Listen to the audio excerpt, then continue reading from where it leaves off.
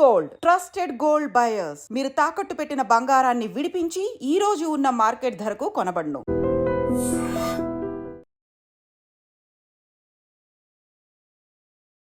నమస్కారం, welcome to I dream. ధర్మ మార్గం విత్ విజిత కార్యక్రమానికి స్వాగతం.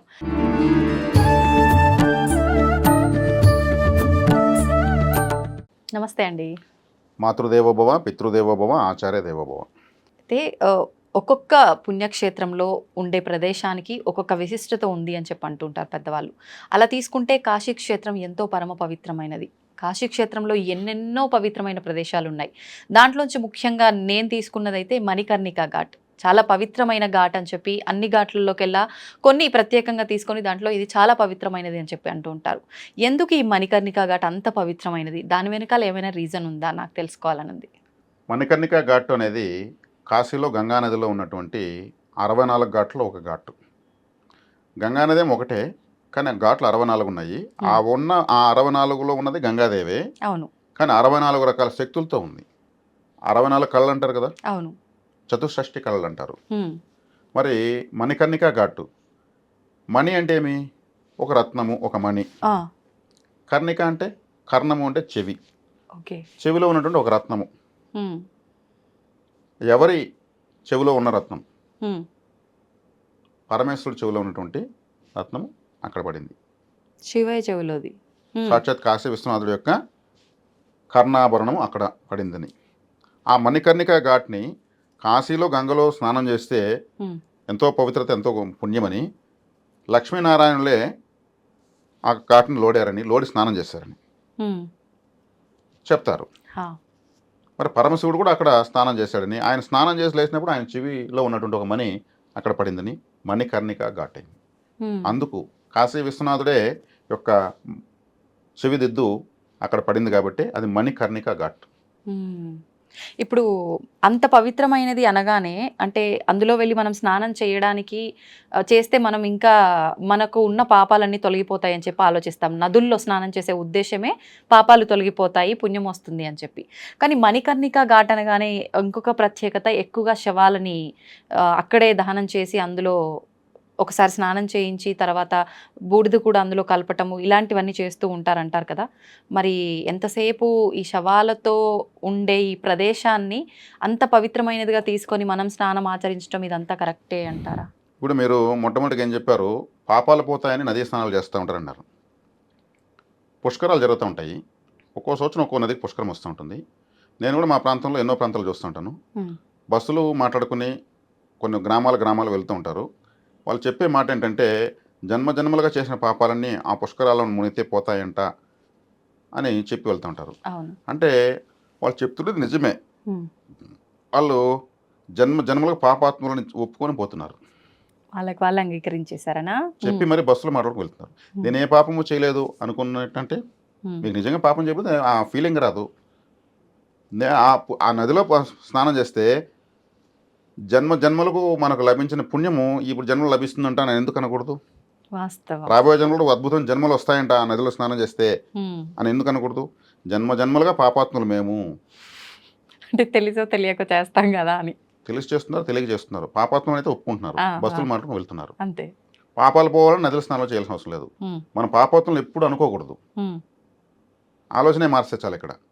ఏ నదిలో స్నానం చేసినా ఈ నదిలో స్నానం చేసి నా జన్మ ధన్యమైంది, నా జన్మ ఉద్ధరించబడతా ఉంది, ఇప్పటి నుంచి నేను ఇంకా ఇప్పటికన్నా ఇంకా అద్భుతంగా ఉంటాను అంటే ఇప్పుడు అద్భుతంగానే ఉన్నాను, ఇంకా అద్భుతంగా బతుకుతాను, నా పాపాలన్నీ పోతాయంటే. ఒక నదీ తీరంలో ఒక మహర్షి తపస్సు చేస్తున్నాడు. ఇద్దరు వ్యక్తులు అసందర్భంగా ఎవరో వాళ్ళిద్దరు తెలియదు, వాళ్ళిద్దరు అక్కడ కలిశారు. మీ దేవురు మా దేవురు మాట్లాడుకున్నారు. నేను ఆయన చేసిన మిస్టేక్స్ విచారం వల్ల అట్లా ప్రశాంతంగా వచ్చాడు, ఇతను అట్టే వచ్చాడు. ఈ ఇద్దరికి ఆ మహర్షి కనిపించాడు. ఈయన పట్టుకుని మనం చేసిన పాపాలను ప్రక్షాళన దారి కనుక్కుందాం అనుకున్నారు. ఆయన కొంతసేపు కళ్ళు తెరిచాడు. నమస్కారం స్వామి. నమస్కారం నాయన, చెప్పండి అన్నాడు. మేము ఎన్నో పొరపాటు చేస్తాం, పాపాలు చేస్తాం స్వామి, మా పాపాలకు ఏదైనా ప్రాయశ్చిత్తం కలిగే విధంగా ఏదైనా దారి చూపించిందంటే ఆయన ఆలోచించి, సరేనన్నా మీరు పాపాలు చేశారని మీరే చెప్తున్నారు, నేనేం అడగలేదు మీరేం పాపం చేశారని. మీరు చేసింది మీరే. నువ్వెన్ని పాపాలు చేసావో అన్ని రాళ్ళు నాకు ఎత్తుకొచ్చి ఇచ్చేయి, నీ పాపాలు ఆ రాళ్ళ రూపం నేను తీసుకుని ఇస్తాను, నీ పాపాలు పోతాయి. నువ్వెన్ని పాపాలు చేసావో అన్ని రాళ్ళు నాకు ఇచ్చేయి, నాకు ఆ రాళ్ళు నా హ్యాండ్ ఓవర్ చేసేయండి, మీకు ఇప్పటి నుంచి ఆ దోషం పోతుంది. అరే ఇదేదో సులభంగా ఉంది, ఇవాళ రాళ్ళే, ఆయన ఏం రత్నాలు అడగలేదు. నదీ తీరంలో ఒక అతను వేరాడు, ఒక 20 ఏరే అక్కడికి ఆ పాపము ఓకే, ఇది రెండో పాపం, 20 పాపాలకి 20 రాళ్ళు ఏరేశాడు. ఇంకా ఎంత లెక్క పెట్టినా అతనికి పాపాలు గుర్తురాలేదు. 20 స్వామివారి హ్యాండ్ ఓవర్ చేశాడు, రిలాక్స్ అయిపోయాడు. నీకే పాపం లేదన్నా నువ్వు నాకు శిలారూపంలో నాకు ఇచ్చేస్తావు. ఇంకొక వ్యక్తి ఏరుతూ ఉంటే నదిలో రాళ్ళన్నీ కూడా అయిపోతున్నాయి, ఈయన పాపాలు గుర్తొస్తూనే ఉన్నాయి. చెయ్యరాని పాపాలు చేసినాడు వీడు. ఎన్ని ఏరినా కానీ వీడికి పాపాలు గుర్తొస్తున్నాయి. స్వామి నేను ఎన్ని పాపాలు చేస్తాను నాకే తెలియదంటే, నీకు గతి మోక్షం లేదైనా, నీకే గుర్తు లేనప్పుడు నేనేం చేస్తాను. అయితే మీరు అన్నట్టు వాస్తవం, ఏదైనా పాజిటివ్గానే ఆలోచించాలి కానీ నెగిటివ్గా ఆలోచించకూడదు అనడానికి. జన్మజన్మల పాపాలంతా పోతాయంటే జన్మజన్మల పాపాలు చేసినంత ఒక బస్సు ఎక్కుతుందని అర్థం. అంతే, అలా ఆలోచించకూడదు. ఉత్తమ జన్మలు రావాలి. వాళ్ళు ఆలోచించిన దాంట్లో తప్పుందా లేదా అర్థం కాదు. ఒక్కోసారి మన ఆ నదిలో పుష్కరాల్లో స్నానం చేస్తే మనం ఇంకా బాగుంటామంట, లేదు ఇప్పటికన్నా ఇంకా అద్భుతంగా డెవలప్ అవుతాము, రాబోయే జన్మలు కూడా మంచి జన్మలు వస్తాయంటే ఎందుకు వెళ్ళకూడదు అలా చెప్పి, అలాంటి టైటిల్ ఎందుకు చెప్పకూడదు. కాబట్టి ఇక్కడ గంగా అనేది ఉత్తరవాహిని, ఉత్తరంగా ప్రవహిస్తూ ఉంది. ఆ తర్వాత భారతదేశంలో ఉత్తరంగా ప్రవహించే నది శ్రీకాళహస్తిలో ఉన్నటువంటి స్వర్ణముఖి నది. స్వర్ణముఖి నది ఉత్తరంగా నీళ్లు ప్రవహిస్తుంది, గంగా నది ఉత్తరంగా ప్రవహిస్తుంది. ఇప్పుడు ఇంకొక చిన్న డౌట్, చాలా మంది ఎక్కువగా పేర్లు పెట్టేటప్పుడు ఆలోచిస్తూ ఉంటారు, దేవుళ్ళ పేర్లు కానీ నదుల పేర్లు కానీ ఎక్కువ వీటి నుంచే తీసుకుంటారు. నిజంగా అంటే నది అనగానే ఒక రకంగా పవిత్రమైనది, గంగా, యమున, సరస్వతి ఇలా ఆలోచించినప్పటికీ, అమ్మవారి స్వరూపంగా భావించినప్పటికీ నీళ్లు అనగానే శోకం అని చెప్పి కూడా ఒక ఆలోచనలో ఉంటారు. అలాంటి పేర్లు, నదుల పేర్లు ఇలాంటివి తీసుకోవచ్చా? మీకు ఇంతకుముందే చెప్పబోయేటువంటి విషయంలో మణికర్ణికా ఘాట్ గురించి కొంత ఇంకా పెండింగ్ ఉంది, అది చెప్పేసి మీకు ఇది కూడా చెప్తాను. అలాగే. కాబట్టి ఉత్తరవాహిని గంగానది, ఆ గంగానదిలో మహావిష్ణువు, లక్ష్మీనారాయణులు, అదేవిధంగా పరమేశ్వరుడు స్నానం చేసినటువంటి పర్టికులర్ ప్లేసే మణికర్ణికా ఘాట్. ఆ జలము వాళ్ళ యొక్క ఆరా లెవెల్ అక్కడ ఉంటుంది, వాళ్ళ యొక్క మహత్యం అలా ఉంటుంది, అక్కడ ఉంటుంది. ఆ నీటిలో శవ సంస్కారం చేయడం వల్ల కాశీలో మరణిస్తే కైలాస ప్రాప్తి అంటారు. కాబట్టి అక్కడ ఉన్న మహత్యానికి ప్రతీక నిదర్శనం ఏంటంటే, ఎన్ని శవాలు కాల్చినా కనీసం కుళ్ళు వాసన రాదు. ఎన్ని శవాలను ఆ నీటిలో కడిగినా ఆ నీరు మళ్ళీ తాగితే మనకు అద్భుతమైన రుచి ఉంటుంది. ఆ నీళ్ళని తీసుకొచ్చి ఎన్ని సంవత్సరాలు మన ఇంట్లో పెట్టినా చెడిపోదు. ఇంట్లో నీళ్లు పెట్టినా అన్నారు కదా, అసలు కాశీ నుంచి నీళ్ళే తెచ్చుకోకూడదు, ఎన్నో శవాలని అందులో వదిలేస్తూ ఉంటారు కదా, ఎన్నో ఆత్మలు నిక్షిప్తమై ఉంటాయి కాబట్టి తెచ్చుకోకూడదు అని చెప్పి కొంతమంది పెద్ద పెద్ద వాళ్ళు కూడా చెప్పిన విషయాలు ఉన్నాయి. మరి గంగానది పవిత్రమైనది, ఉత్తరవాహిని ఉత్తమోత్తమైన జలము అని నేను ఇంతకుముందే చెప్పాను. అవును. అక్కడ అందున మణికర్ణికా ఘాట్లో నీళ్లు ఇంకా పవిత్రమైనవి. అంటే ఆ జలం యొక్క పవిత్రతకు నోచుకోలేని వాళ్ళకి ఇటువంటి ఆలోచనలు వస్తాయి. వాళ్ళు నమ్మింది అదే. అంటే అది తెచ్చుకోకూడదు, అది శవాలు కడిగిన నీళ్ళు. కాశీలో అది మహాశ్మశానము, మోక్షస్థానము, అక్కడ ఉన్నది ప్రతి ఒక్కటి పవిత్రమే. అక్కడ తిరుగుతున్న త్రైలింగ స్వామి ఒకప్పుడు ఎవరికి ఏ సమస్య వచ్చినా గంగలో నీళ్ళు తాగు నీకు తగ్గిపోతునేవాడు, ఏ సమస్య వచ్చినా గంగలో బురద తీసి ఒలంతా పూసుకొని నీకు రోగాలు తగ్గుతాయేవాడు, ఆ గంగలో మట్టి కొంచెం తినే నీకు తగ్గిపోతుంది ప్రూవ్ చేస్తాడు ఆయన. త్రైలింగ స్వామి గురించి మరొక వీడియోలో మీకు వివరంగా చెప్తాను. గంగ నీటికి ఎంత శక్తి ఉంది, ఆ నీటిలో బురదకి ఎంత శక్తి ఉంది, మట్టికి ఎంత శక్తి ఉంది. ఆయన పూసుకొని కూడా దేహం అంతా పూసుకొని తిరిగేవాడు, దిగంబరుడుగా తిరిగేవాడు ఆయన. మరి అది ఆయన నిరూపించాడు. కానీ ఇప్పుడు అది శవాలు కడిగింది, అది తెచ్చుకోకూడదు, ఆ జడ్జిమెంట్ మనం చేయలేము. దైవశక్తిని మనం జడ్జిమెంట్ చేసి మనకుంది అంతే. కాబట్టి అక్కడ లక్ష్మీనారాయణ శివశక్తి పరిపూర్ణంగా ఉన్నటువంటి ఘాటే మణికర్ణికా ఘాట్. అక్కడ శవ సంస్కారం చేసుకున్నటువంటి వ్యక్తి యొక్క జన్మ ధన్యం. అతని పాపాలన్నీ ప్రక్షాళన అవుతాయి. ఒక వ్యక్తి కాశీకి చుట్టుపక్కల గ్రామాల్లో ఒక వ్యక్తి కాశీలోనే చనిపోవాలని ఎన్నో సంవత్సరాలుగా చిన్నప్పటి నుంచి బతికి చివరికి వాళ్ళ ఊళ్ళో చనిపోయాడు. అతను బాధపడి వాళ్ళు ఏం చేశారు, కనీసం కాశీలో ఉన్న మనం దహన సంస్కారాలు చేద్దాము, పాపం ఆయన కాశీలో ఉండి కాశీ నగరంలో చనిపోవాలనుకున్నప్పుడు తీరలేకపోయింది, ఇప్పుడన్నా తీసుకెళ్దామని అతను పాడగట్టి తీసుకుని వస్తే కాశీలోకి వచ్చేకాడికి భగవంతుడు ఏం చేశాడు, మరొకసారి ప్రాణం ఇచ్చాడంట. అతను లేచి కూర్చున్నాడు, మళ్ళీ ప్రాణం వచ్చిందా, ఒక గంట సేపు అయిన తర్వాత మళ్ళీ ప్రాణం తీసేశాడు. కాశీలో చనిపోయిన పుణ్యాన్ని ఇచ్చాడు.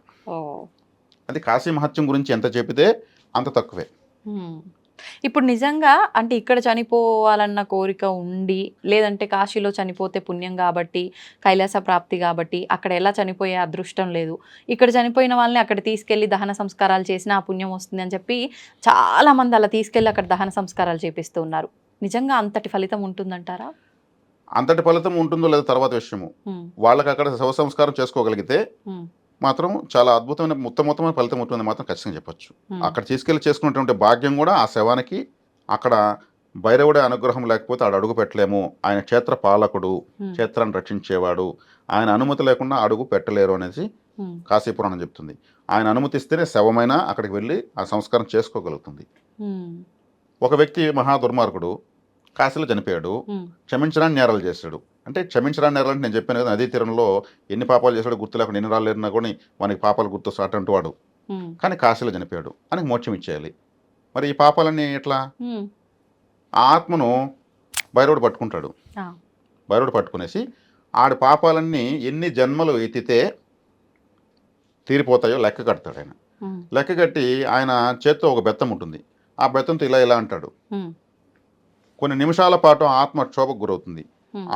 ఆ కొన్ని నిమిషాల పాటు అన్ని జన్మలకు అతను భరించాల్సిన బాధలు ఆ నిమిషాలు అతను తెలిసిపోతుంది.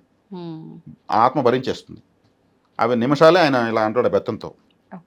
కానీ అతను ఆ నిమిషాలు అతనికి యుగాలుగా అతని ఆత్మకు తెలుస్తుంది. ప్రక్షాళన అయిపోయింది కదా, తర్వాత విశ్వనాథునికి అప్పచెప్తాడు. ఆయన ప్రణవాన్ని చెప్పి కైలాస ప్రాప్తిస్తాడు. దైవశక్తిలో ఆ దైవ కార్యంలో అలా ఉంటుంది. ఓకే, ఇంతకు నా ప్రశ్నకు సమాధానం ఒకదానికి దొరకలే. పేర్లు పెట్టుకోవచ్చా? ఇప్పుడు ఫర్ ఎగ్జాంపుల్ మణికర్ణిక గురించే మాట్లాడుకుంటున్నాం. మణికర్ణిక ఘాట్ ఇంత పవిత్రమైనది అంటే ఎన్ని శవాలను వేసినా ఏం చేసినా కూడా గంగ పవిత్రమైనది కాబట్టి ఆ పవిత్రత అలానే ఉంది. అంటే ఇంత పవిత్రమైనది పేరు పెట్టుకుంటే తప్పేముంది అనుకొని ఎవరైనా పేరు పెట్టుకోవాలనుకుంటే పెట్టుకోవచ్చా? చక్కగా పెట్టుకోవచ్చు. సాక్షాత్ పరమేశ్వరునికి యొక్క సన్నిహిత్యంగా కాశీ నగరానికి తలమానికంగా ఉన్నటువంటి మణికర్ణిక పేరు పెట్టుకోవడం అంటే అది భైరవానుగ్రహము, పరమేశ్వరుడు అనుగ్రహము, వారి యొక్క అనుమతి, ఆ పేరు పెట్టుకున్నటువంటి బిడ్డకు ఉన్నట్టే లెక్క. ఎందుకంటే ఈరోజు అర్థం పర్థం లేనటువంటి పేర్లు, తలా తోకాలైనటువంటి పేర్లు, నిక్ నేమ్స్ ఇటువంటివి వచ్చినటువంటి ఈ ఫ్యాషన్ యుగంలో మణికర్ణిక అనే పేరు పెట్టుకోవడం అంటే అది సాక్షాత్తు కాశీ విశ్వనాథుడు, విశాలాక్షి అమ్మవార్ల యొక్క అనుగ్రహము, భైరవానుగ్రహం అని తప్పితే ఇంకొకటి కానే కాదు. వినడానికి మళ్ళీ మళ్ళీ విందామా అనిపించేంత అద్భుతమైన పేరు మణికర్ణిక. ఇంకొకటి తీసుకుంటే ప్రయాగ్రాజ్ త్రివేణి సంగమం మనం ఇందాక మాట్లాడుకున్నట్టు అది కూడా పెట్టుకోవచ్చా పేరు? గంగా, సరస్వతి, యమున ముగ్గురు నదులు, 3 నదులు కలిసేటువంటి సంగమ క్షేత్రం ప్రయాగ్రాజ్. అంటే ఈ త్రివేణి సంగమం యొక్క పవిత్రమైనటువంటి నామాన్ని పెట్టుకోవడము, అతను ప్రయాగ్రాజ్ అంటే ఇంకా అది నిజంగానే రాజు. ఇలా ఆలోచించగలిగినందుకు ఆ పెట్టుకున్న తల్లిదండ్రులు వాళ్ళ పునీతులు అవుతారు. ఆ పేరు యొక్క ప్రభావము అతని జాతకంలో కూడా ఎన్నో తడబాట్లను ప్రవాహంలో కొట్టుకోబోయేలా చేస్తుంది. ఓకే, దాంట్లో డౌటే లేదు. అంటే ఏ నదైనా సరే అది అమ్మవారి స్వరూపంగా భావిస్తాం కాబట్టి ఆ పేర్లు మనం పెట్టుకోవచ్చు. అంటే గంగా, యమున, సరస్వతి, కావేరి, నర్మదా ఇట్లా పేర్లు కూడా పెడుతుంటారు. ఇక్కడ వచ్చే కాడికి 3 నదుల కలయికలో ఉన్నటువంటి ప్రయాగ్రాజ్ పేరు. ఒక్క నది యొక్క శక్తే కాకుండా 3 నదుల శక్తి కలిసినప్పుడు ఏమవుతుంది? 3 రెట్లు కాదు, 300 రెట్లు ఆ యొక్క ఎనర్జీ ఆ టైటిల్లో ఉంటుంది. కాబట్టి ప్రయాగ్రాజ్ అని పెట్టుకోవడము చాలా అరుదు, ఒక విధంగా అదృష్టం. దైవశక్తి ఆ పేరులో ఉన్నప్పుడు అలా పిలుస్తూ జీవితాంతం అలాగే పిలుస్తారు. ప్రయాగ్రాజ్ అనే కదా జీవితాంతం ఎవరైనా పిలుస్తారు. గొప్ప త్రివేణి సంగమాన్ని తనకు నామంగా పెట్టుకోవడం, రిజిస్టర్లు రాసుకోవడం, డాక్యుమెంట్స్ తీసుకోవడం అంటే ఎంత అదృష్టం. నిజంగా అదృష్టం ఉంటేనే ఆ పేరు నాకు కావాలని అంతకుముందు జన్మలో అతను తప్పించి మరణాన్ని పొంది ఉంటేనే ఈ జన్మలో ఆ పేరు వాళ్ళు అనుగ్రహిస్తారు. అంత ఈజీగా రాదు ఒక పేరు. మణికర్ణిక కూడా అంతే. అంత్యకాలం ఎవరు నన్నే స్మరిస్తారు అంటే ఎవరు ఏది స్మరిస్తారు అదే తర్వాత వాళ్ళకి వస్తుందంటారు కదా. వీళ్ళు ఈ మణికర్ణికాన్ని పేరు పెట్టుకున్న వాళ్ళు కావచ్చు, ప్రయాగరాజుని పెట్టుకున్న వాళ్ళు కావచ్చు, వాళ్ళు అది కావాలని ప్రయత్నిస్తేనే ఆ టైటిల్ రిజిస్టర్డ్గా, లీగల్గా, ఆథరైజ్డ్గా వాళ్ళకు వస్తుంది. అంటే గత జన్మలో వాళ్ళు అలా ఆలోచిస్తూ ఉండాలి, లేదంటే ఆధ్యాత్మిక భావనలో ఎక్కువగా ప్రాచీన ఉండి కాలంలో ఉండాలి కదా. పెద్దవాళ్ళు ఏం చేసేవాళ్ళంటే కులదైవంని మర్చిపోకూడదని కులదైవం పేరే పిల్లలకు పెట్టేవాళ్ళు. ఉమ్, అంకాల పరమేశ్వర కులదైవం అయితే అంకమ్మ అని పెట్టేవాళ్ళు. ఉమ్, మగబిడ్డ పుడితే అంకయ్య అని పెట్టేవాళ్ళు. మునేశ్వరుడు కులదైవం అయితే మునిరాజా అని పెట్టేవాళ్ళు. ఉమ్, గురప్పుడు అనేటువంటి ఒక దేవుడు ఉన్నాడు. గురప్ప అని పెట్టేవాళ్ళు, గురవయ్య అని పెట్టేవాళ్ళు, గురుమూర్తి అని పెట్టేవాళ్ళు, గురుస్వామి అని పెట్టేవాళ్ళు. ఇంటి దేవుని మర్చిపోకూడదు. ఇంటి దేవుని పిల్లల రూపంలో పిలుస్తూనే ఉండాలి. ఓకే.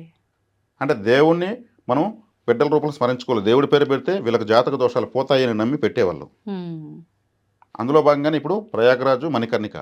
ఓకే. మరి అది చెప్పాలంటే నిజంగా అదృష్టం. ఉమ్, ఎంతోమంది ఈర్షకు లోనవ్వాల. మనం పెట్టుకోలేకపోయినామే, మన పిల్లలకు పెట్టలేకపోయినామని. ఉమ్, అంత అద్భుతమైనటువంటి పేర్లు. వాటిని మనము దోషం చెప్పడం అంటే నిజంగా జ్ఞానం లేనట్టే. ఉమ్, పవిత్రమైన నదులు 3, ఉమ్, 3 నదుల సంగమము. ఆ సంగమానికి ఉన్నటువంటి పేరు. ఇతనికి 3 నేత్రాలు అంటే మన జ్ఞాన చక్షువుతో సహా యాక్టివేట్లో ఉన్నట్టు లెక్క. ఉమ్, గర్వపడచ్చు. ఓకే. ఇది అద్భుతమైనటువంటి ఆలోచన, అదృష్టం. అదృష్టం. ముందుగా మీకు నూతన సంవత్సర ఉగాది శుభాకాంక్షలు. సంతోషం మేడం. మీకు కూడా, మీకు మన ఐడ్రీమ్ ఛానల్లో పనిచేస్తున్న ప్రతి ఒక్కరికి, మన ఈ ఛానల్ యొక్క ప్రేక్షకులకు, వీక్షకులకు అందరికి కూడా ఈ ప్రపంచంలో ఉన్న ప్రతి ఒక్కరూ బాగుండాలని ఈ నూతన సంవత్సర ఉగాది శుభాకాంక్షలు తెలియజేస్తున్నాను. అందరి తరఫున మీకు ధన్యవాదాలు. సంతోషం మేడం. అయితే ఉగాది మనకు అంటే యుగాది అని చెప్పి పిలుచుకునే వాళ్ళము, అది వాడుక భాషలో ఉగాదిగా మారిపోయింది. అసలు ఏంటి యుగాది అంటే ఏంటి, ఉగాది విశిష్టత ఏంటి? ఉగాది అనగానే మనకి ఎన్నెన్నో గుర్తొస్తాయి. ఒక్కొక్క విధానానికి ఒక్కొక్కటి ఎలా ప్రత్యేకించి ఉంటుందో అలా ఉగాది అనగానే కూడా మనకు గుర్తొచ్చే ఉగాది పచ్చడి అని, పంచాంగ శ్రవణం అని, నవనాయకుల ఫలితాలని చెప్పి ఇలా అసలేంటి ఆ విధానం అంతా కూడా తెలియజేయండి. ఉగాది అంటే యుగాది అని అర్థం కరెక్ట్గా. ఉమ్, యుగాది కాస్త ఉగాది అయింది. యుగము ఈ కలియుగం ప్రారంభమైనప్పటి నుంచి ఇప్పటికీ 5126వ ఉగాది జరుగుతూ ఉంది ఇప్పుడు. ఓకే. ఇక్కడ ప్రతి సంవత్సరం నవనాయకులు వస్తారు, కందాయ ఫలాలు వస్తాయి, మాస ఫలితాలు వస్తాయి, వార ఫలితాలు వస్తాయి, అవన్నీ వస్తాయి. అవి సహజ సిద్ధంగా జరగడం చాట్ అన్నమాట. అవును. ఈ యుగము 4,32,000 సంవత్సరాలు ఉమ్, కలియుగము. ఓకే. ఇప్పుడు 5126వ సంవత్సరం జరుగుతూ ఉంది. ఉమ్, కాబట్టి ఇది మన తెలుగు పంచాంగం ప్రకారం. కాబట్టి 4,32,000 సంవత్సరాలు అయిపోతే ఈ యుగం సమాప్తం. ఉమ్, ఈ లెక్క మనము ఈ యుగంలో, కలియుగంలో ఎన్నో మెట్టు వద్ద 4,32,000 మెట్లు అనుకుంటే ఉమ్, 5,126 మెట్లను మనం ఉన్నాం. చాలా స్టార్టింగ్. Very starting. కాబట్టి ఈ యుగము అనేది, యుగాది అనేది ఈ కలియుగం ప్రారంభమైంది. ఏ యుగమైనా ఉగాదితోనే ప్రారంభమవుతుంది. దీన్ని ఒక పండుగ వాతావరణంలో సంతోషకరంగా, షడ్రుసోపేతంగా 6 రకాల రుచులతో, 6 రకాల ఋతువులు మనకున్నాయి. వాతావరణం 6 రకాలుగా మారుతుంది. అది ఆ అదృష్టం భారతదేశానికే ఉంది. కాబట్టి షడ్రసోపేతంగా మనము ఈ ఉగాదిని ప్రారంభించుకుంటే ఆ సంవత్సరం అంతా బాగుంటుంది. మనము చక్కగా ఏం చేసుకుంటే ఏం చేసుకోవాలి ఈ సంవత్సరం అని తెలియజేసేటువంటి ఒక అద్భుతమైనటువంటి ఒక పర్వదినమే ఉగాది. కాబట్టి ఈ ఉగాదిని ఆ రోజు అశుభాన్ని పలకరు. ఈ రోజంతా శుభమే పలుకుతారు. పండగ రోజు విసిగించుకో, పండగ రోజు చెడ్డగా వింటే మళ్ళీ సంవత్సరం అంతా బాధపడకూడదు, అంత పవిత్రంగా తీసుకుంటారు. తెలుగు సంవత్సరాది ఇది. ఏ భాషకు ఆ భాషకు, తమిళ సంవత్సరాది ఇట్లా వాళ్ళ భాషలకు వాళ్ళకు అదేవిధంగా ఉగాది ఉంది. ఓకే. మనకు తెలుగు సంవత్సరాది ఇప్పుడు మనం చేసుకునేది తెలుగు సంవత్సరాది. ఇది చైత్రమాసం, వసంత ఋతువు చైత్రమాసం అంటారా? ఏ మాసం అంటారు ఇది? చైత్రమాసంతోనే ప్రారంభమవుతుంది. ఓకే. చైత్రం వైశాఖంతో స్టార్ట్ అవుతుంది. ఓకే. కాబట్టి ఈ ఉగాదిని మనం ఎంత పవిత్రంగా సెలబ్రేట్ చేసుకుంటే అంత మంచిది. ఇంకా దీనిపైన మీకు ఏ వివరం కావాలైతే నేను చెప్తాను. ఉగాది ఎలా ప్రారంభమవుతుంది, దీని యొక్క పవిత్రత ఏంటి నేను చెప్పాను. అసలు అంటే ఒక పండగ అనగానే ఇంతకు ముందు ఉన్న విధానం వేరు, ఇప్పుడు అది రోజు రోజుకి మారుతున్న విధానం అనేది వేరు. నిజంగా ఆ పండగ అందులో మన తెలుగు వారందరికీ చాలా ప్రత్యేకమైన పండుగ. ఆ రోజున మనం ఆచరించాల్సిన విధి విధానాలు ఏంటో ముందు మాట్లాడుకుందాం. మనం ఆచరించాల్సిన విధి విధానాల్లో బ్రహ్మముహూర్త కాలానికి లేచి చక్కగా స్నానాలు చేసి ఆ రోజు ఒక జ్యోతి వెలిగించడం. బ్రహ్మముహూర్త కాలము అంటే సూర్యోదయం 6 గంటలకు అవుతుంది. బ్రహ్మముహూర్త కాలం ఎప్పుడు అనుకుంటున్నారు మీరు చెప్పండి చూద్దాం. 3:30, 4 అంటే చెప్తారు కదా మామూలుగా సూర్యోదయానికి 1 గంట 2 గంటల ముందర కాలము అని చెప్పి. అలా చూసుకుంటే 6 గంటలకు సూర్యోదయం అవుతుంది అని అంటే 4. లేదంటే 3:30 నేను అనుకుంటున్నా. అందరూ అనుకుంటున్న విధానం మీద మీకు మీకు తెలిసి ఇదే చెప్పండి. అనుకుంటున్నా నేను. చాలా వరకు ఇదే చెప్తుంటారు కదా. మీరు అనుకుంటున్నారు, ఉమ్, చాలా వరకు ఇదే చెప్తున్నారు. ఉమ్, ముహూర్తము అంటే 48 నిమిషాలు మాత్రమే, 48 మినిట్స్ ఓన్లీ ముహూర్తం, బ్రహ్మ ముహూర్తం. ఓకే. ఆ 48 మినిట్స్ ఎలా గుర్తించాలి? ఉమ్, సూర్యోదయం 6 గంటలకు ప్రారంభమవుతుంది. 3 గంటల 36 నిమిషాల నుంచి 45 నిమిషాలు లెక్కేస్తే 3:36 నుంచి 4:24 నిమిషాల వరకు మాత్రమే బ్రహ్మ ముహూర్తం. 3:36 ఎందుకు లెక్కేయాలి? 3:36 నిమిషములకు ఆ ముహూర్తం స్టార్ట్ అవుతుంది కాబట్టి ప్రతి నిత్యము కూడా. ప్రతిరోజు. ఓ, అంటే 6 గంటల 5 నిమిషాలకు సూర్యోదయం ఉంది అనుకోండి, ఉమ్, ఆడ 36 నిమిషాల నుంచి 5 నిమిషాలు పెంచుకోవాలి, 39 నిమిషాల నుంచి 4:29 వరకు. ఉహు. 5 గంటల 55 నిమిషాలు స్టార్ట్ అయింది అనుకోండి సూర్యోదయము, అక్కడ 5 నిమిషాలు వెనక్కి వెనక్కి చేసుకోవాలి. తీసుకోవాలి. ఇలా సవరించుకోవాలి. దేశకాల మన పరిస్థితులు బట్టి సూర్యోదయ కాలాలు మారుతూ ఉంటాయి. ఉమ్, ఉమ్, కాబట్టి ఈ బ్రహ్మముహూర్త కాలం అనేది 45 నిమిషాలు, 6 గంటలకు మనం ఎగ్జాంపుల్ చెప్తే ఉమ్, 3:36 నుంచి 4:24 వరకు మాత్రమే బ్రహ్మముహూర్తం. ఆ ఓకే. తర్వాత ఉండేది బ్రహ్మముహూర్తం కాదు. ఆ టైంలోనే తొలి కోడి కూస్తుంది. ఉమ్, కోడి ఎంత కూతలేసినా విసుగు రాదు, ఉమ్, సంతోషంగానే ఉంటుంది. తొలి కోడి కూసింది, కోడి కూత వేళకు నేను నిద్రలేస్తున్నాను, లేచి ఉమ్. పని చేసేవాడిని, పొలం కాడికి వెళ్ళేవాడిని గర్వంగా చెప్పుకునేవాళ్ళు. ఇప్పుడు అవి కూడా సిస్టమ్ మార్చేసాయండి. ఎప్పుడు పడితే అప్పుడే కూస్తున్నట్టు అనిపిస్తుంది పల్లెటూళ్ళల్లో. కాదంటారా? ప్రకృతి గది తప్పింది. ఉమ్, కాబట్టి అది పరబ్రహ్మ జీవి కాబట్టి ఉమ్, అది బ్రహ్మముహూర్త కాలం నిద్రలేసేటువంటి మొట్టమొదటి జీవి కోడే. ఆ, దాన్ని తినడం వల్ల అప్పులు పెరిగిపోతాయి. చికెన్ తినడం వల్ల. చికెన్ తింటే అప్పులు పెరుగుతాయి. కానీ కలియుగ ప్రభావం దాన్నే ఎక్కువ తింటారు. అవును. ఉమ్, కాబట్టి ఈ బ్రహ్మముహూర్త కాలానికి లేసి చక్కగా ఎవరైతే ఉగాది రోజు ఈ సంవత్సరం ప్రారంభించే వాళ్ళు ఒక జ్యోతి వెలిగించి, వాళ్ళు ఏదైనా సాధన, ఉమ్, వాళ్ళ మెడిటేషన్ కావచ్చు, ఉమ్, వాళ్ళ ఎగ్జామ్స్ ప్రిపేర్ కావడం కావచ్చు, యోగా కావచ్చు, పూజ కావచ్చు, ఉమ్, కూర్చునేసి వాళ్ళ బ్రతుకులు వాళ్ళు గొప్ప వాళ్ళ ఏదైనా చేసే ఆలోచన విధానం కావచ్చు, ఏదైతే చేస్తారో హా, అంటే బ్రహ్మ ముహూర్త కాలం అంటే బ్రహ్మదేవుడు కన్ను తెరిచి ప్రకృతిని ఒకసారి చూసి మళ్ళీ కళ్ళు మూసుకునే సమయం. Okay, okay. అందుకే బ్రహ్మ ముహూర్త కాలం అని దాని అనింది. సృష్టికర్త ఒకసారి కన్ను తెరిచి చూస్తాడు. ఆ, అప్పుడు ఆయన చూసినప్పుడు ఎవరైతే ఇలా సాధన చేస్తూ ఉంటారో వాళ్ళందరికీ కూడా ఆ కనెక్టివిటీ ఆశీర్వాదం. కలుగుతుంది. ఉమ్, ఓకే. అందుకోసం బ్రహ్మముహూర్త కాలంలో లేచి చేసే ఏదైనా సరే సక్సెస్ అయిపోతుంది. అంటే తెల్లవారుజామున లేచి చదువుకోవాలనడానికి కారణం ఇదేనా? చదువే కాదు, ఏదైనా సరే ముఖ్యమైన పనులు ఏదైనా చేయొచ్చు. ఉమ్, ఇప్పుడు రాహుకాలం ఉంది, యమగండం ఉంది, అవును. వర్జ్యం ఉంది, దుర్ముహూర్తం ఉంది. ఇవన్నీ సూర్యోదయం తర్వాతనే ప్రారంభమవుతాయి. సూర్యోదయం ముందు ఏది ప్రారంభం కాదు.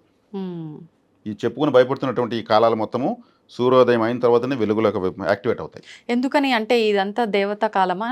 అంటే ఈ బ్రహ్మ ముహూర్తం ఇదంతా దేవుళ్ళు చాలా వరకు అంటుంటాం కదా, క్షేత్రాల్లో కూడా దేవతలు సంచరిస్తుంటారు ఈ సమయం అంతా కూడా అని చెప్పి, అందుకని చెప్పి ఏముండవా? ఉమ్, ఆ సమయంలోనే ప్రాచీన కాలంలో నదుల్లోకి వెళ్ళి సూర్య ఉపాసన చేస్తూ ఆర్ఘ్యాలు ఇచ్చేవాళ్ళు. ఓకే.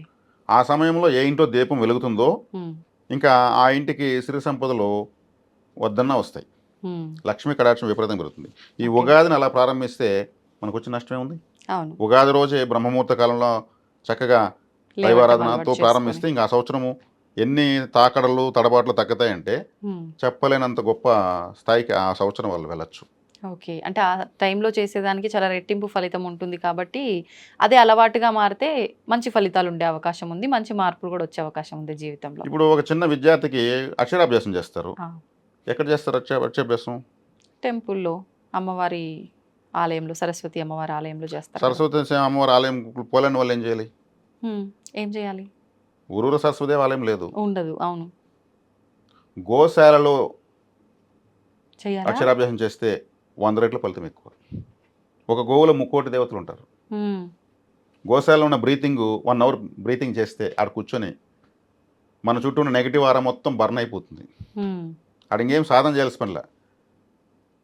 ఆ ఆవుల మధ్యలో ఉండిపోతే చాలు, ఆ పరిసరంలో ఉంటే కూడా చాలు. ఓకే. దుష్ట శక్తులు దూరం అయిపోతాయి, ఆ ఉమ్, దుష్టం దగ్గర అయిపోతుంది. ఉమ్, అక్షరాభ్యాసమే చేస్తే ఇంకా విద్యావంతులు ఎందుకు కారు? ఉమ్, అలా బ్రహ్మముహూర్త కాలాన్ని ఉగాది రోజు ఉపయోగించుకుంటే ఉమ్, ఇంకా వాళ్ళు రేపు సంవత్సరం కూడా పనిగట్టుకొని చేస్తారు అద్భుతంగా. బ్రహ్మముహూర్త కాలం ఉపయోగిస్తారు. ఇంకా ఉగాది ఆ సంవత్సరానికి ప్రారంభము. ఆ ప్రారంభాన్ని మనం కూడా దైవికంగా ప్రారంభిస్తే ఓకే. ఇంకా కందాయ ఫలాలు ఏమున్నాయి, రాజ్యపూజ అవమానాలు ఏమున్నాయి, ఉమ్, నా రాశికి మార్చిలో ఎట్టుంది, సెప్టెంబర్లో ఎట్టుంది, ఏది చూసుకోవాల్సిన అవసరం లేదు. ఆ, టోటల్ 100% మార్క్స్ పడతాయి. అంటే ఉగాది నుంచి ఏదో ఒక అన్నిటినీ లైఫ్లో అన్ని సమానంగా ఉంటాయి అని ఆహ్వానించాలి ఎలాగైతే ఫస్ట్ ఇంప్రెషన్ ఈజ్ బెస్ట్ అంటారో. ఇంప్రెషన్ అంటారు కదా. మొదటి రోజు మనము బాగా పార్టిసిపేట్ చేసామంటే ఆ సంవత్సరం అంతా కాల్ రగరేసేయచ్చు. అంటే మంచిగా ఇంప్రెస్ చేయాలి ఆ రోజు. అద్భుతంగా. ఏమి ఆ ముహూర్తానికి లేసి ఆ రోజు సెలబ్రేట్ చేసుకోకపోతే జనవరి 1కి తాగే తందనాడి అర్ధరాత్రి బండ్లో పడి యా దేవుడికి సంబంధించిన అది ఏ దేవుడికి సంబంధించిన అంటే అది దేవుడికి సంబంధించింది కాదు, జలసాలకు సంబంధించింది కాబట్టి హడావిడి చేస్తున్నారు. జలసాలకు సంబంధించిన కూడా కాదు, క్యాలెండర్లో ఒక పేపర్ మారుతుంది అంతే. దాన్ని ఎత్తిన పెట్టుకుని ఊరేగుతున్నారు.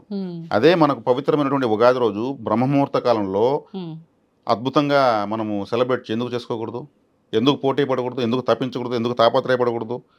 ఆ సంవత్సరం అంతా మనకు ఎవరు కట్టినవన్నీ మనం మాత్రం బ్రహ్మాండంగా ఉంటాం. ఇంకా మనకు జ్యోతిషమే అవసరం లేదు. ఉగాదిని ఒక్కదాన్ని గట్టిగా పట్టుకుంటే ఓకే, ఏదైనా ప్రారంభోత్సవమే ప్రధానంగా తీసుకుంటారు, గ్రాండ్గా చేస్తారు. ఒక షాప్ కానీ, ఒక థియేటర్ కానీ, ఒక కళ్యాణ మండపం కానీ, ఏదైనా సరే ప్రారంభం. మరి ఉగాది అనేది ఆ సంవత్సరం ప్రారంభం కదా, అప్పుడు గ్రాండ్గా ప్రారంభించుకుని ఆ టైంలో గురువు పెట్టి నిద్రపోతుంటే ఎట్టుంటుంది? ఇంకా ఆ సంవత్సరం అంతా అట్టే ఉంటుంది. పంచాంగంలో ఓహో అనేది దండకం బాడి మీకు అట్టుంటుంది ఇట్టుంది అంటే కూడా ఉండదు. పరబ్రహ్మ దృష్టిలో పడిపోవాలి ఆ రోజే.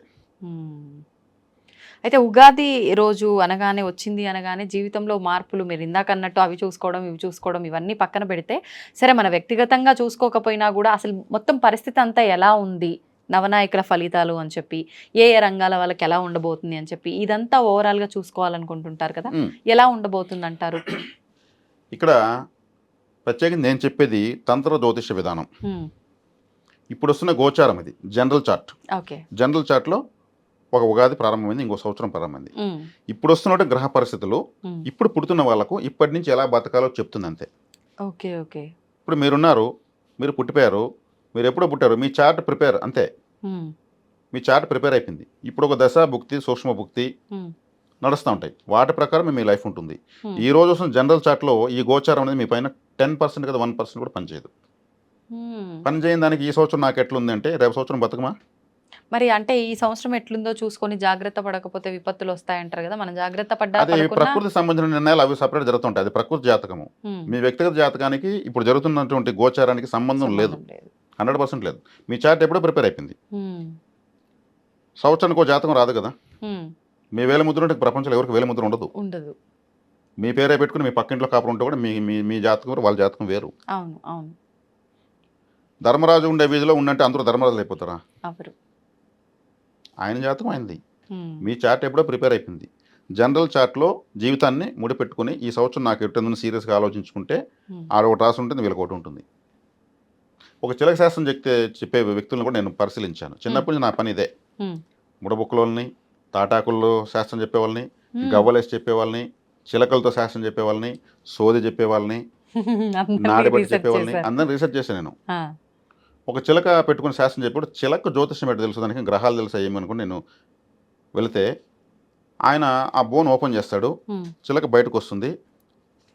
సార్ వచ్చారు, సార్కి అద్భుతంగా చెప్పు, అట్ట చెప్పు, ఇట్ట చెప్పు, ఎట్టెట్టో చెప్పు అంటూ ఉంటాడు. అదొక 4 కార్డులు ఎత్తి దూరంగా పారేస్తుంది, ఒకటి ఎత్తి మనకి ఇచ్చేస్తుంది. ఇదేనా అంటాడు. అది కుయ్యి కుయ్యి 2 సార్లు ఉంటుంది. మళ్ళీ చెప్పుకుంటాడు, మళ్ళీ కుయ్యి కుయ్యి ఉంటుంది. అయితే ముద్దు పెట్టి ఉంటాడు, అట్ట కొరుకుతుంది. అయితే లోపలికి వెళ్ళిపోతుంది. చూసేవాడు అబ్బా చిలక నా గురించి ఖచ్చితంగా అదే ఆ కార్డులో నా జీవితం ఉందని చెప్తా ఉంది ఆ చిలక.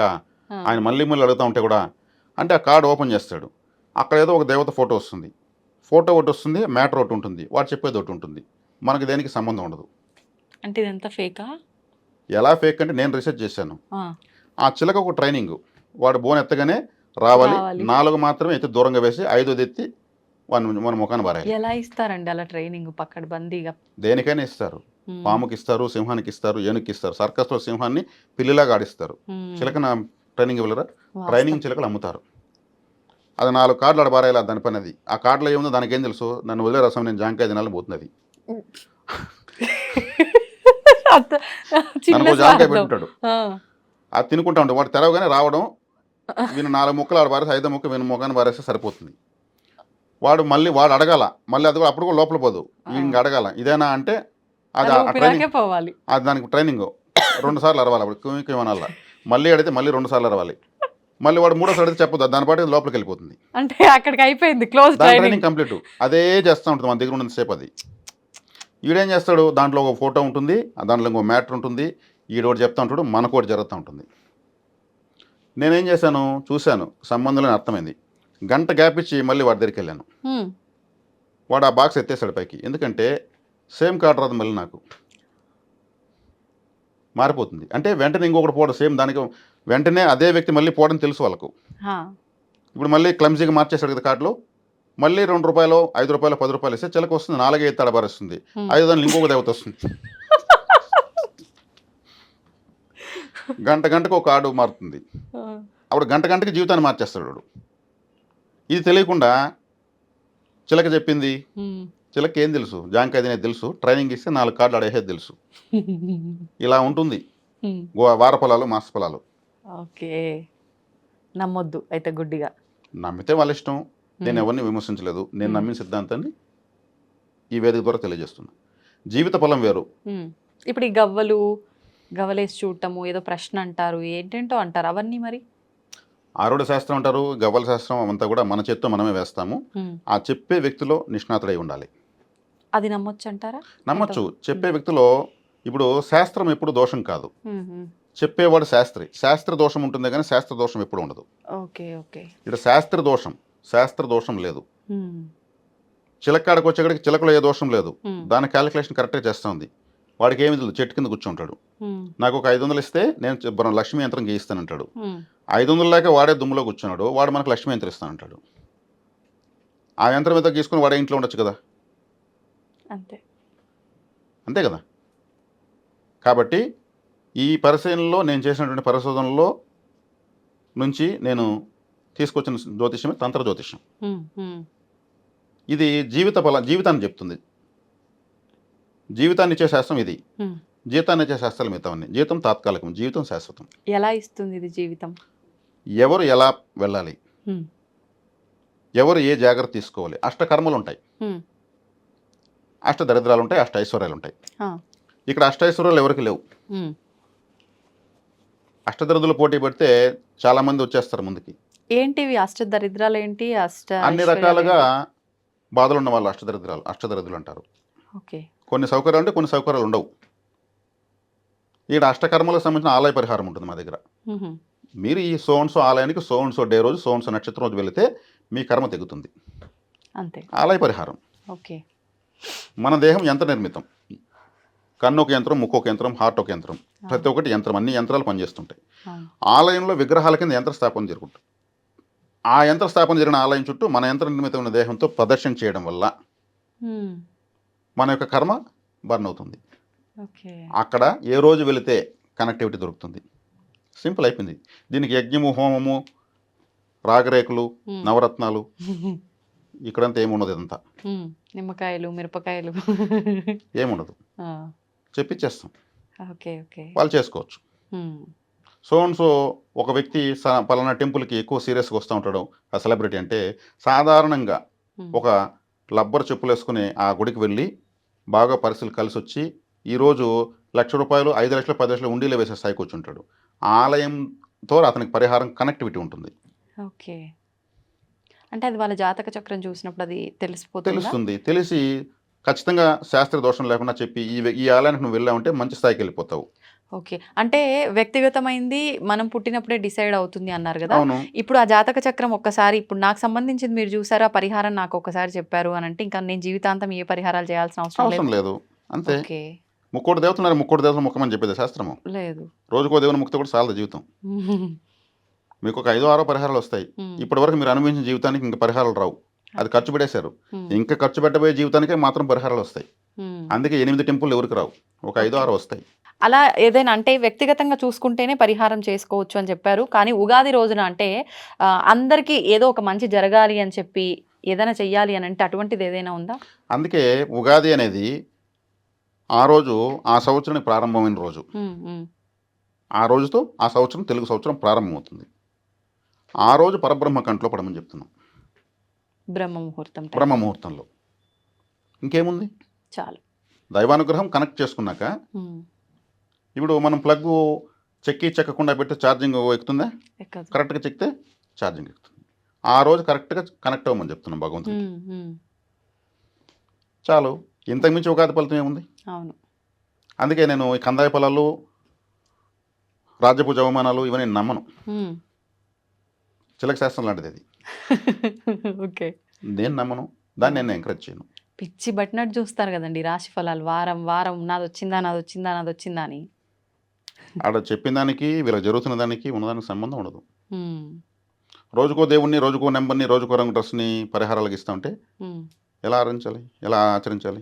కొన్ని సందర్భాల్లో ఇలా రాశి ఫలాలు ఫాలో అయ్యేటోళ్ళు ప్రత్యేకించి ఒక పర్సన్ చెప్పింది నాకు చాలా బాగా కరెక్ట్ అవుతోంది, ఎవ్రీ టైం నాకు కనెక్ట్ అవుతోంది, ఆయన ఎలా చెప్తే అలా అవుతుంది అంటారు. మరి ఇదేంటి చీకట్లో బాణం వేసినట్ట, ఎలా అంటారు మరి? వాళ్ళు కనెక్ట్ అయితే దాన్ని మనం కాదనే దానికి ఏముంది? కనెక్ట్ అవుతుందని వాళ్ళు చెప్పారు, దాన్ని మనం విమర్శించలేదు. ఫాలో అవ్వచ్చు, దాన్ని మనం విమర్శించడానికి లేదు. ఓకే. వాళ్ళు కనెక్ట్ అని చెప్పేస్తున్నారు, దాన్ని మనం విమర్శించగలం. ఫాలో అవ్వమని చెప్తాం. మంచి జరిగితే ఏదైతే ఉంది, అంటే మంచి జరిగితే పర్వాలేదు, అట్లా ఏదైనా చెడు జరగబోతుందని చెప్పినప్పుడు అక్కడ నిజంగా చెడు జరుగుతుందో లేదో కానీ అది విన్న తర్వాత హరియమనేటోళ్ళు కూడా ఈ ఉంటారు. మధ్యకాలంలో వారఫలాలు చెప్తూ నాకు వేరే వాళ్ళు చెప్పారు, ఈ రాశి వాళ్ళు ఈ వారం కానీ షేర్ మార్కెట్లో పెట్టుబడి పెట్టిన కోట్లు గడిస్తారనేసి ఏదో తమ్ముళ్ళు పెట్టారంట. ఆ తమ్ము చూసి వేరే వాళ్ళు అప్పు చేసి షేర్ మార్కెట్లో పెట్టి అది మొత్తం పోయేసి సూసైడ్ చేసుకున్నారంట. ఆయన ఎలా ఉన్నారు ఇప్పుడు? ఆయన ఎవరో తెలియదు, వీళ్ళెవరో నాకు తెలియదు, మీలాంటి వాళ్ళు చెప్తే విన్నాను. అయ్యో. మరి అధిక వడ్డీకి తీసేశారు. మాకు పలానా సిద్ధాంతం చెప్పాడు, షేర్ మార్కెట్లో మాకు కోట్లు వస్తాయంట. సరే మూల మరి ఇక్కడ పోయింది, ఎవరిని అడగలేరు, కట్టలేము, సిద్ధాంతం అడగలేరు, వీళ్ళకి కట్టలేరు, వీళ్ళు బతకలేరు. అలాంటి పరిస్థితులు దారి తీయకూడదు కదా. కానీ ఉన్నోళ్ళకి తప్పదు కదా ఏదో ఒక సమస్య. ఆ ఒక్క పర్సన్ పోయిండ్రు, మిగతా వాళ్ళు ఉంటారుగా కుటుంబంలో, వాళ్ళకి ఇది వేదనే కదా. ఇటు ఈ మనిషి పోయిండు అని అటు వాళ్ళు వచ్చి పీడించుకు తింటారు. పిచ్చి ప్రయోగాలు ఇవన్నీ కదా. అందువల్ల నేను ఈ వార ఫలాలు, మాస ఫలాలు తక్కువ ఆధారపడతాను. జీవిత ఫలాలపైన ఎక్కువ ఆధారపడమని నేను ఎవరికైనా చెప్తాను. మా దగ్గర జాతకం తీసుకొచ్చిన వాళ్ళకి కూడా జీవిత ఫలమే చెప్తాం. దాన్ని ఎలా అధిగమించాలో చెప్పిస్తాం. వచ్చే సమస్య పాములాగా వస్తే దాన్ని తేలుగా ఎలా మార్చుకోవాలో చెప్పిస్తాం. ఇచ్చేవన్నీ ఫార్ములాసే, పాటించకపోతే కూడా మాకు సంబంధం లేదు. ఓకే. కాబట్టి ఈ ఉగాది రోజు పరబ్రహ్మ కంట్లో పడడమే ఆ సంవత్సరం విన్నింగ్ షాట్. విన్నింగ్ షాట్ ఒకటే ఉంటుంది, గెలుపుకి బాట మొదలవుతుంది అంతే. ఆ కొట్టే విన్నింగ్ షాట్ ఏదో ఉగాది రోజు కొడితే గురి చూసి కొట్టాలి. అదే కందాయ ఫలాలు, అదే రాజపూజ హోమానాలు అన్నీ అద్భుతంగా మారిపోతాయి.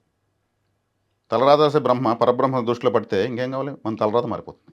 ధన్యవాదాలండి. ధన్యవాదాలు.